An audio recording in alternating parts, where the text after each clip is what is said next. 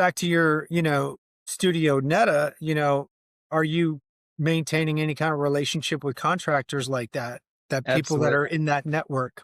Yeah, absolutely. Relationships with contractors are huge. Mhm. It takes a team to complete a project, Right.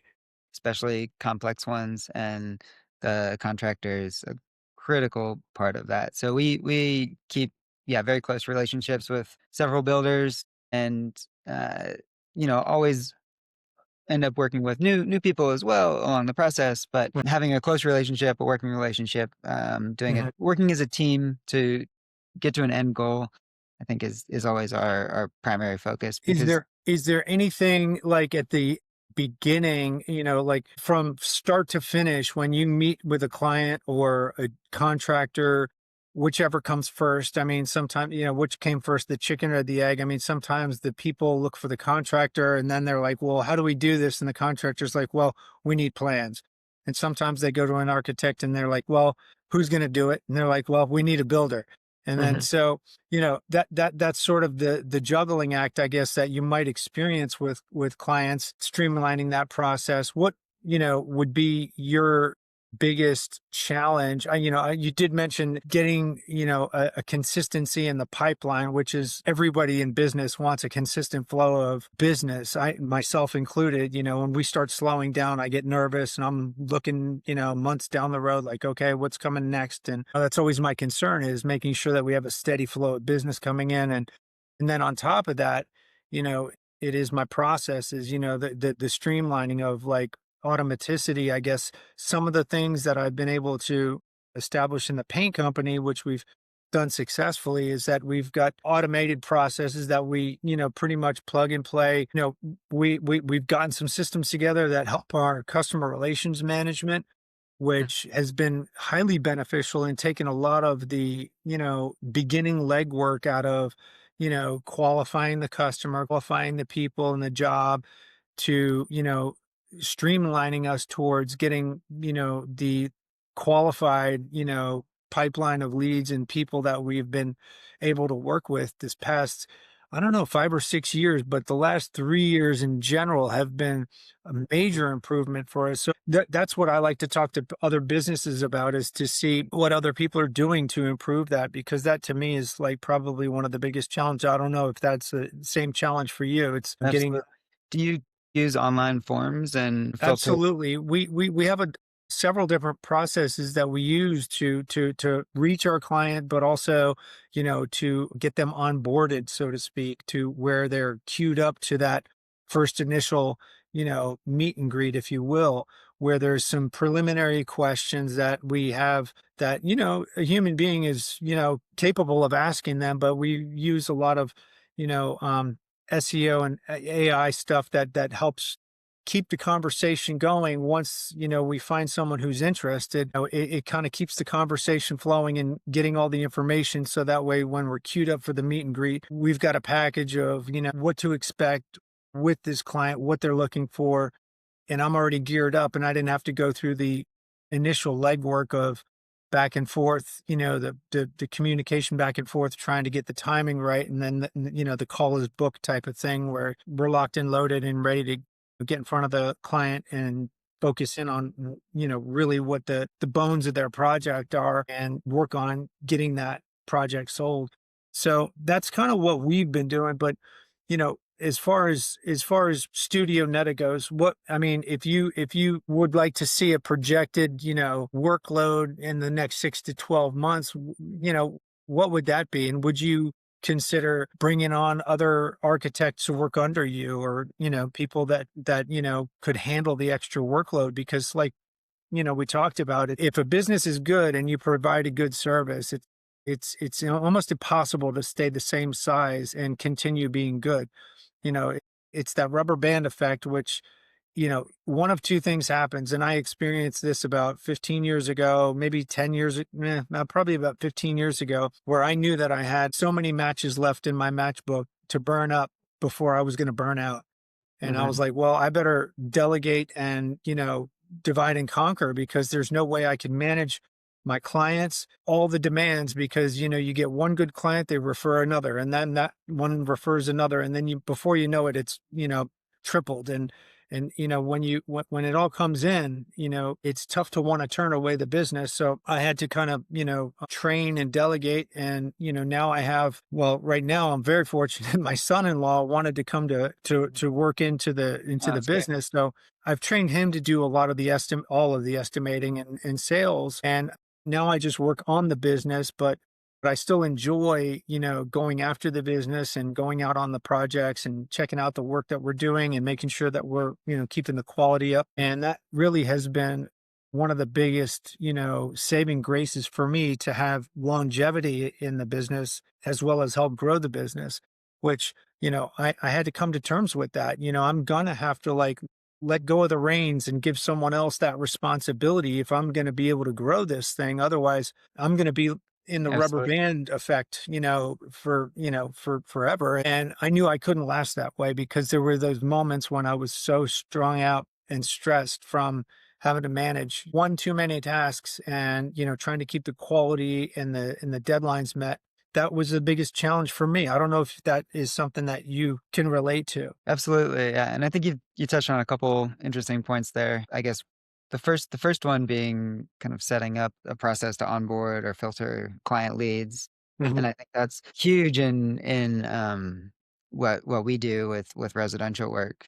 A lot of Hmm. people in a commercial project might have done a handful of projects in the past and might be familiar with the process and understand roughly how things are going to play out and have their budget in line and their anticipated schedule accounted for. Hmm. But from a residential perspective, often it's somebody's first project, or they've done one before a while ago and they're coming at it a second time. And the variation within the industry is so wide that there's not a consistent process across every single builder, architect, for getting a project completed. So it I think a big learning lesson over the years for me has been to manage expectations in a way that sets things up for success. So understanding what's going to happen, anticipating questions or issues that might come up from the client's perspective, and then trying to put that in a organized processes in a way that help manage that without having it snowball into something where you're getting calls every day, or so trying to set up consistent meeting times and scheduling those in Hmm. a way that covers a series of tasks that slowly build upon each other, because it's very easy to kind of circle back, second guess when you're building your home and spending a lot of money on something. People care a lot about it, and depending on the person, some people are very decisive, make clear decisions, well thought through, and others like to circle back and think through things multiple times. And so it's dealing with different people's personalities and trying to respond to them in a way that is useful, and because it is a personalized interaction. It's as a small studio. I think that's why a lot of people, owners, come to us, is to have um, direct interaction, feel like they're getting direct service. But it's a balance of that mixed with trying to set up systems, like you're saying, systems that help streamline things, help take care of the questions that somebody can answer as an individual, but you can also set up a onboarding sort of checklist or things to expect that help streamline and smooth out that process from the. If you could wave a magic wand, I mean, aside from, like, the steady flow of, customer client base, influx of leads and all that, aside from that, if you could wave a magic wand to solve one problem in your industry or with Studio Netta, what would that look like? Well, there there are a number of things I'd love to do, but just in relation to that last thing, I think trying to set up a way for easy and clear decision making, the client's perspective, is which we try and do. It's try and set up a structure and a framework that makes it clear It's what. tough, yeah. Yeah, it's tough, but when you're dealing with a creative industry and especially the bigger the project or the more complex or the more variation that can take place, there's a lot of nuance and it's sometimes not everything fits into the same. You can fit it into a rough framework, but there's Mhm. still individual aspects to each project. There's a lot of room for creativity within that framework. I understand that. So, what I think, is the big question is, if you did have that system in place where you felt like at least a lot of the initial legwork and, getting up to that point where, okay, we've got the frame built. Now we're talking about the insides and then you design whether we want a wall, a knee wall, or vaulted ceiling or flat ceiling, or aside from different things that you might encounter within that. Okay, we want an addition or we want a renovation done, and we definitely want to get it done by this spring, or at least get it started, breaking ground by this spring. Can you get drawings ready for this 1,000 square foot addition or whatever it is that we're looking at? you know, there's the framework. We have a bunch of ideas, floating through our head, and I'm your client, and I'm thinking, all right, we've got a lot to figure out, but this is what we want in a nutshell.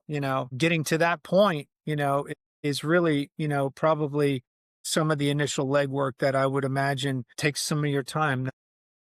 Absolutely. Yeah, and I think the a big aspect is another thing that if you could wave a magic wand would be coordinating pricing. At least in New York City, the cost across different contractors varies significantly. You don't Sometimes, have any control over that. yeah, no control over that except who you go to, who you partner with to complete a You project. could predict some of it based on who you've worked with in the past, Exactly. So, like it square footage always type. goes up. Everything's always more expensive than the Mhm. year before. Sure. That's consistent, but yeah, there's different contractors who have different communication styles, levels Mhm. of detail, Mhm. attention, and focus, and both with us and the client.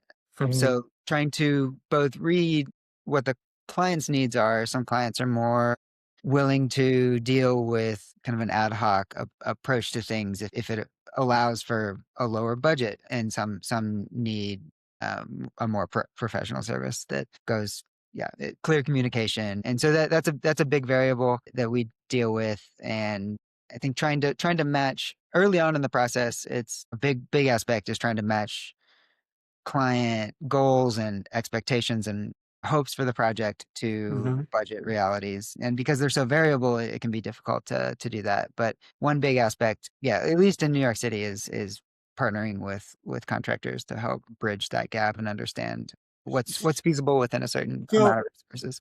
if we're looking at a snapshot of Studio Neta, during, the steady periods, how many projects do you typically work on at once, or are you capable of handling, I should say, at once, you as an individual? Like what do you typically feel what's your comfort level as far as load goes? Usually around 3 to 5, Okay.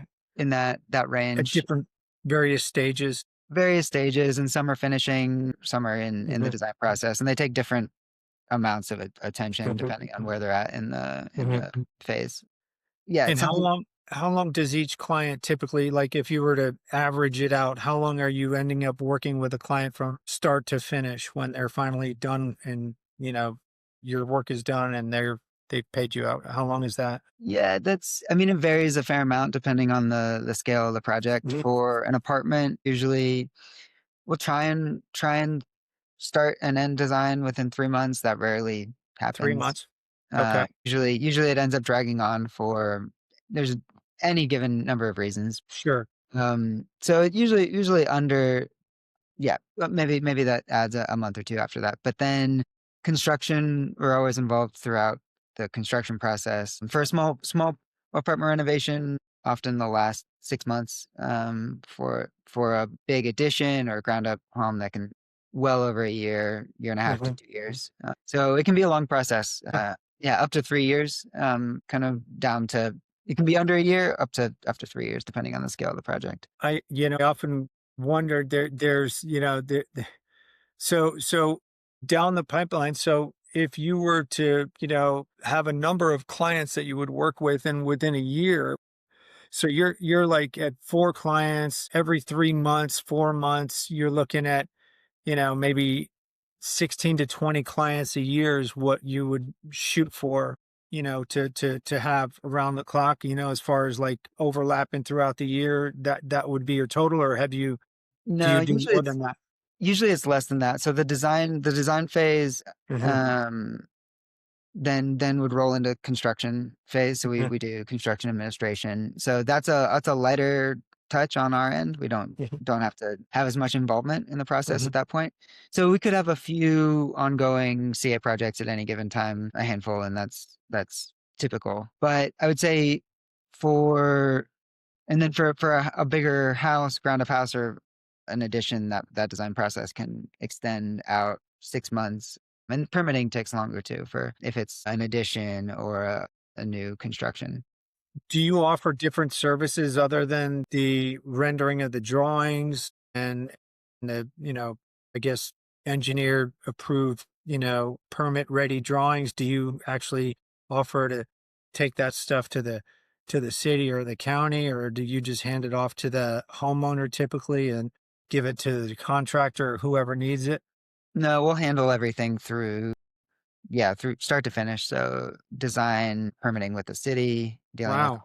all the So you guys are inspection. like full on, full service when it Yeah, comes to getting uh, everything ready to break ground. mhm, So exactly. you roll out the red carpet. That's nice. Yeah, and it's yeah, and then our involvement in construction is often dependent on the contractor, but we're So do you always find yourself doing a lot of site visits out, all over the city and then outside the city when you are building outside of the city? yeah, absolutely. So often we'll go weekly or Sure.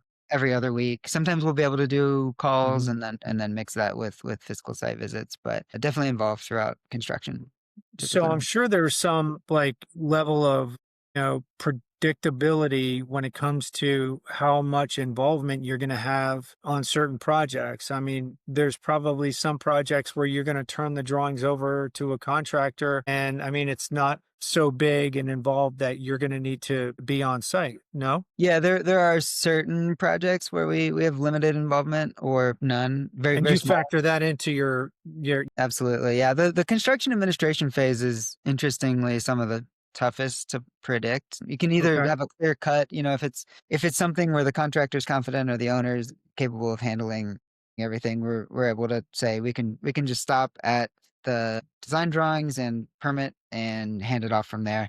But that rarely happens. Usually we're asked to be involved through Mhm. construction. It's, if we have a clear cut and aren't involved, that's an easy break. Mhm. And then we just have to sign off the job when it's completed. But if we're involved, then there's a range within that construction timeline that we can, yeah, be more or less involved. And that's sometimes hard to predict. And if there's always unknowns that come up, especially when with dealing with existing buildings and renovations. So the amount of questions or curveballs that come along vary depending on the project. Do you ever get overwhelmed at times, like where you feel like the workload has gotten to be, you're maxed out and seems like it's too much at times? Definitely, yeah. There are certainly times where it feels overwhelming, and then, like you said, other times where it ends up being quieter. So we found a number of resources for certain aspects of the process that we can outsource or lean on to help expand the team.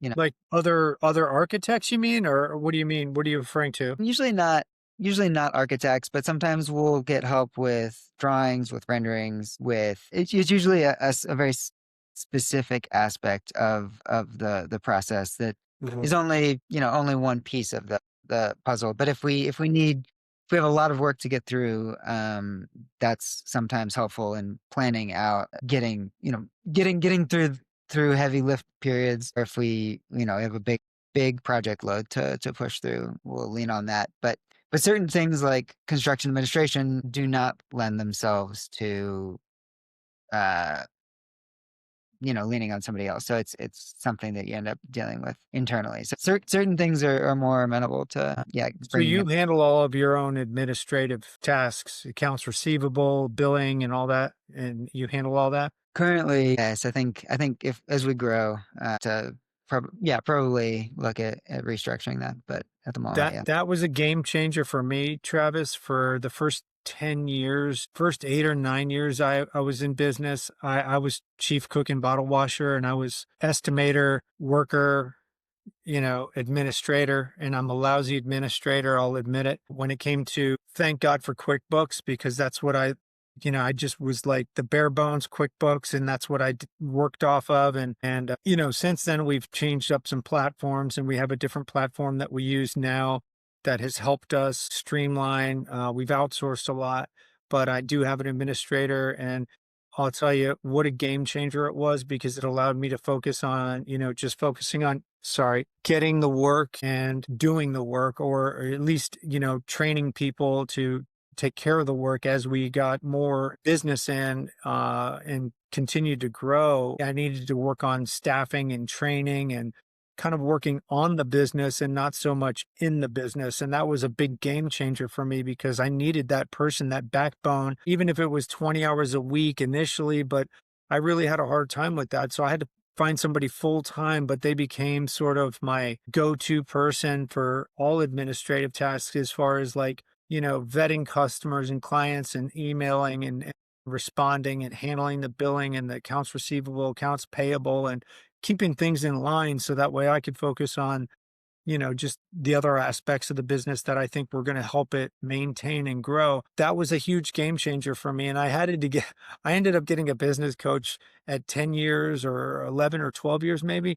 And and he's like, man, what are you doing? He's like, you've got to get an administrator. You've got to get somebody to handle, your day to day stuff that, for me at that point, I was at that point where I was getting stretched out to the point where I was so busy, I knew I was not going to be able to sustain. And I needed to, like I said, divide and conquer. So I needed to kind of delegate some of these tasks that didn't require the experience or skill that I was, proficient in, which was definitely not administrative. But um, it kind of funneled into these other areas of the business that I really wasn't keying into, that were going to continue helping me grow and establish a footing that today allows me to, have, a whole different lifestyle that, I know if I at 10 years did not make that change, I would have burned out, and I would have been like some of the other people I know, where they just kind of like went until they couldn't go any further. And then it was just like, well, what happened? Oh, I just sold everything and I'm done, and they just moved on. Or they just kind of got to that phase where, they just kind of hit this glass ceiling, and they kind of bounce up and down along that glass ceiling.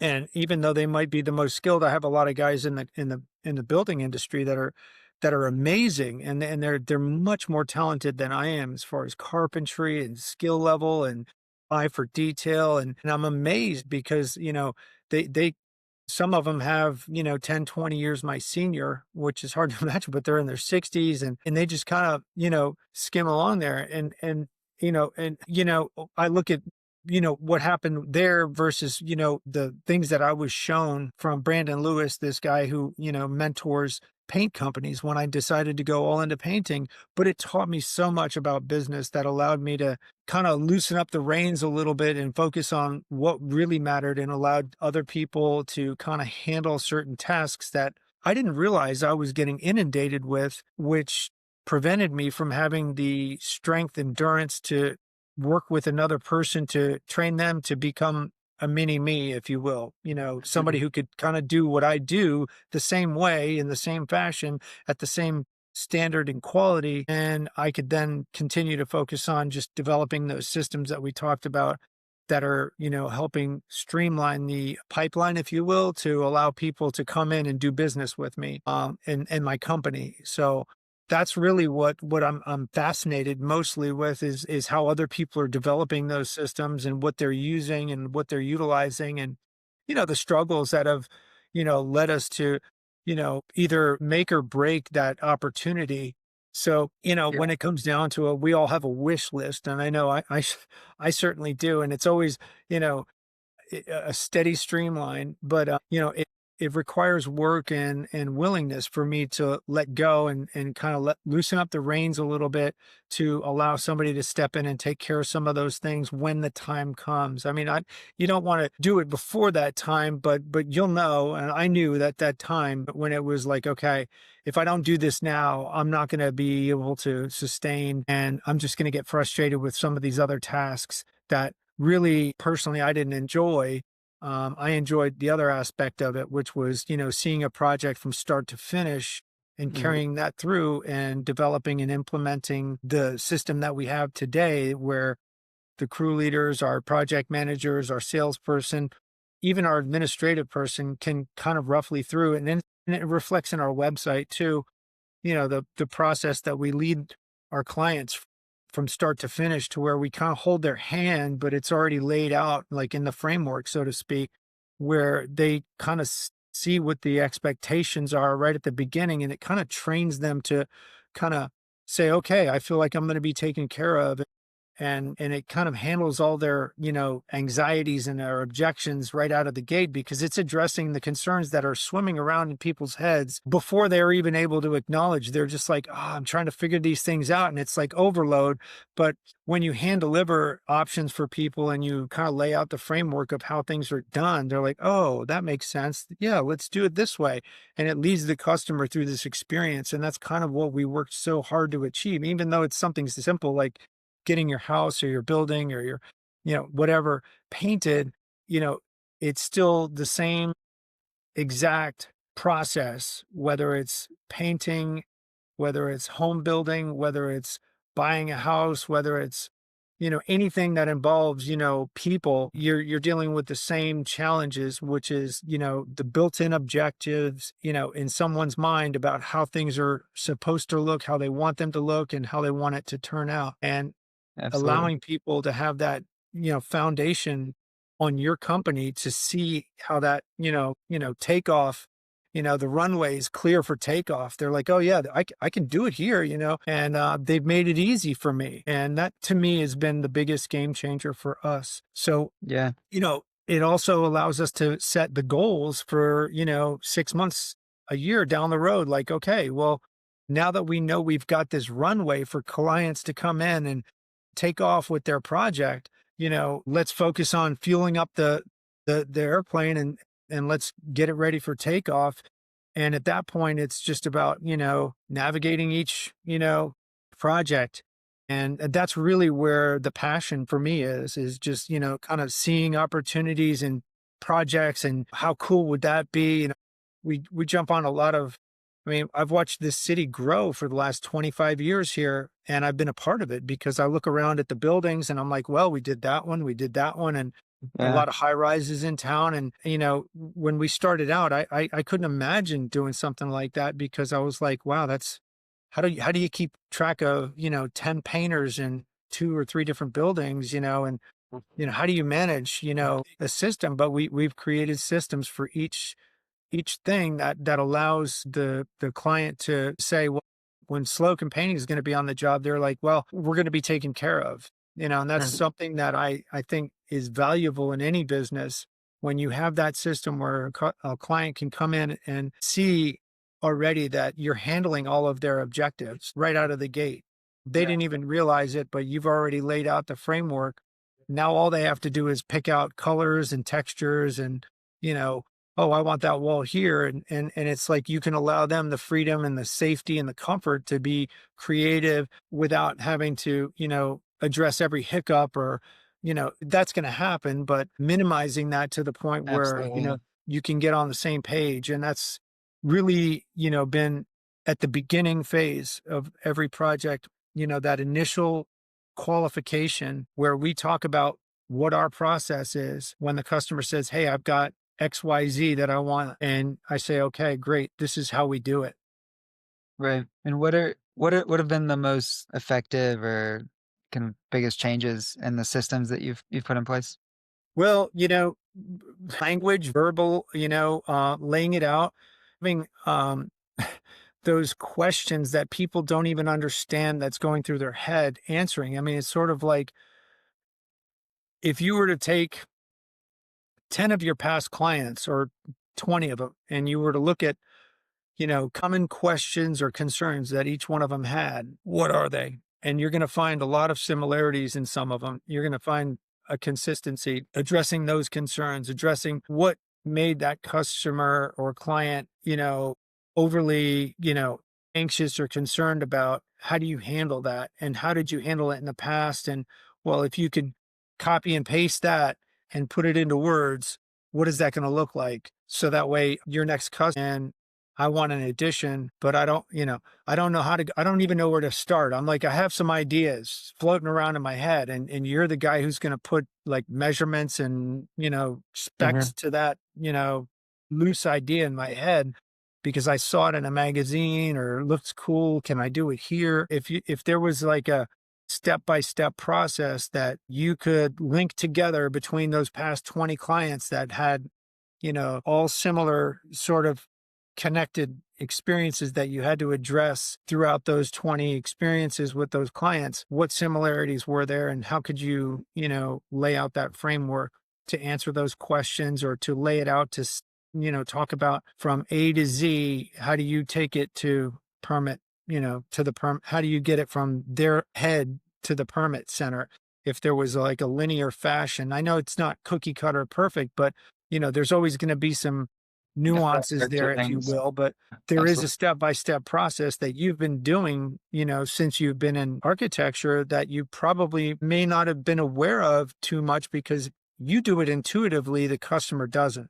They have to come to you and rely on your intuitiveness. Like, well, no, this is automatically how Yeah. I do it. Each time they come up with that question, you have to answer that question on how you do it and what your process is. If you were to lay out that at the beginning, how would that sort of smooth things out. So they're like, that's right. He did say that this is how we're going to do it. And this is what we have a week to decide on that, or whatever. You can kind of set deadlines, which will kind of let you off the hook for a week and you can go focus on something else instead of handling every hiccup in between. Maybe there's a way you can kind of free yourself up and, and allow them to, sort of marinate into making their decisions and then come back to the table.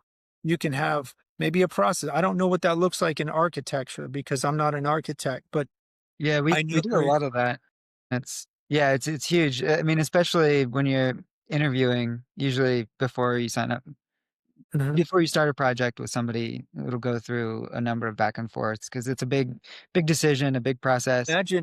Imagine if you made it to where that Studio Netta, they have a great track record, great reputation. Their work, I've seen it, it's on the website, it's beautiful stuff. He's very responsive, he's answered every question. What if you prompted people who were interested in getting an addition or a remodel done, were already halfway through the process of Q&A with your company without you having to really deal with it. And when they're like, okay, we're ready to sit down with you, Travis, and discuss nuts and bolts. We've got the basic idea of what we want. We like what you've said to us and how you've walked us through this period. When can we meet? That's kind of what we're talking about here is setting up that process to where it's like, okay, let me know when you're ready for game day and I'll be there and I'm going to be your coach and I'm going to come up with the plays and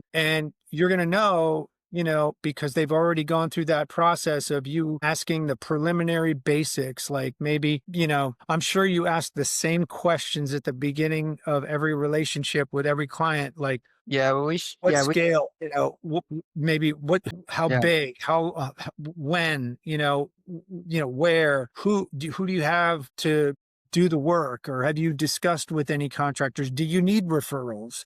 I've Mhm. got guys, I've got companies that have been reliable sources. They may not be the cheapest in town, but they're the most reliable and they're the most detailed. If you want a basic construction, people for that too. You can have some of those things in place to where you're addressing some of those concerns and they're like, wow, he's the go-to guy because, and that's stuff that you probably like have gone through ad nauseum with almost every client at some point, I'm sure. You've probably had to address a lot of those concerns right Yeah, out we of the gate. and we set up a kind of, a guideline for each phase of the process, Mhm, does help structure all of mhm. those conversations. So, Yeah. so at the beginning, that's certainly the biggest open-ended question, but sharing that with clients certainly helps structure and direct the conversation and kind of minimize their questions and unknowns. Out of all the people that you talk to, what percentage of them are what I'll call tire kickers, people that are just kind of like feeling, you know, what it might be like to get an addition and they might, hit you up with a bunch of questions. They're curious. They seem like they're almost ready, but then, they ghost you and then they're like, well, what happened? They seemed like they were hot on the trail and they were ready to do this addition or this remodel and now they're ghosting, now they're all of a sudden, for whatever reason, maybe they had a personal thing, maybe they're income change, whatever. But for some reason, all of a sudden, that happens to everybody. Yeah, I mean, there's a certain number of projects that don't go through or you learn they've gone with somebody else, but it's over the years, I think it's become easier and easier to Mhm. see who's set up and interested in Mhm. moving forward with the project So versus you have a who's way of qualifying people exactly. Yeah, so to kind of sift through the people that are ready yeah, to. some projects aren't a good fit. Some people aren't interested in doing a project just at the moment, and exactly like you're saying, kicking the So tires. there are certain questions, key questions that you probably intuitively look for when you're conversing with Exactly. that new client to kind of qualify whether they're the right fit or not. Exactly. Yeah, and um there's there's a range of And if you were to have somebody to handle those preliminary questions, would that kind of allow you to focus on the things that really matter more than going through the qualification process? yeah, absolutely. I mean, it's definitely a huge yeah, it'd be a, one of those processes that's kind of great to automate more and more. I mean, that, sometimes is like, okay, we've been down this road and, you get excited and then you're like, oh, yep, they're probably not going to be the right fit. And that happens. I mean, that's just, it's Mhm. just, part of going through and, I go shopping sometimes and I get really excited about something and I'm thinking I'm going to get it. And then all of a sudden something in me changes and I'm like, yeah, I think I'm going to save my money, or, Mhm. or whatever, it happens. I mean, it happens to everybody. There's nothing we can do to control it, but there are ways that we can kind of differentiate when it's time to, come to the table and really, present, your service and your offer, to what, you can do for them because you can now tell that they're ready and they definitely want your service. And I think the more you can offer them, the better you're going to position yourself to be more valuable than the next architect that might be hard to get a hold of because he's so inundated or like So for whatever reason. Well, yeah, I tried calling him yesterday, he didn't return my call, and it's been 2 days, and they never returned my call. We gained a lot of customers that way mhm. because our response rate is so high. That's one of the biggest things is that I think customers, especially when we're working with clients, they like the attentiveness. They like to feel like not only we say we care, but our response rate shows that we're here with you the whole step of the way. And it doesn't necessarily mean that we have to jump every time they say jump. It just means that we respond within an acceptable time period, a couple hours. And it doesn't mean that I'm picking up the phone and calling. I have other people and I have systems that handle that, which has been a blessing because it takes some of the heat off of me having to stop what I'm doing, change gears, think about this other thing that might be just you might consider it an interruption because you're knee deep in something that really requires some thought or some concentration or the passion you put into whatever it is, and then day to day distraction. I won't call them distractions because they are valuable clients that have valid concerns and can but they can be addressed in ways that maybe don't require our expertise. Because they're Absolutely. Pull they're you away. pretty, standard answers or, "Hey, I can get back with you next week," or "Let's schedule a time. Mhm. I'm free. Here's my calendar." It takes Absolutely. 10, 15 minutes for me to answer that on the phone and stop what I'm doing. If there was a way that I could, have that, addressed, that would be ideal. My admin does that a lot. And, of course, email is a great thing, of course, too. So most of us work off of that. So I'm going to wrap things up here unless you have any other questions or any other things that, you wanted to share. No, this has been great. Well, thank you so much for having me on, Justin. It's been great to talk with you and run through some of these things together. I'm gonna compile some notes, and I'll just reach back out in touch with you, and I'll share with you the notes that I've got from our conversation, and hopefully that'll be useful. And it's been great getting to know you, Travis, and I wish you the best in 2026. We'll talk soon. Okay, Likewise. take care.